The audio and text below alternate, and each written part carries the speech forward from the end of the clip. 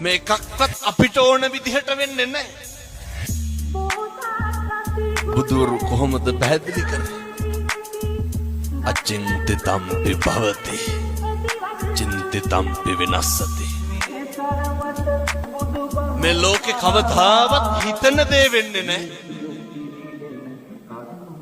වෙන දේ හිතා ගන්නත් බෑ.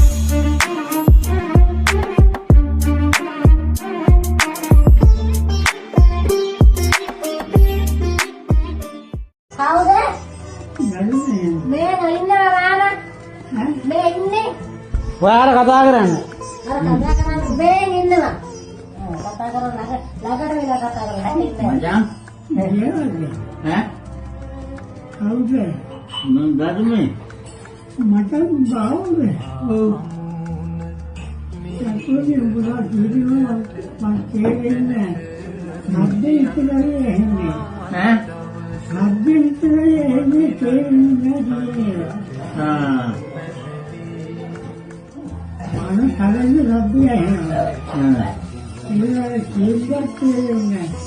ඒක තමයි. අපේ දෙවියන් ගන්නවා.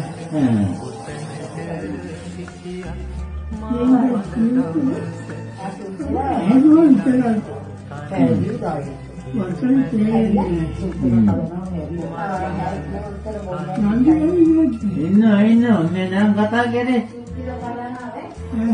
මේ කතා කරන නෝන්නේ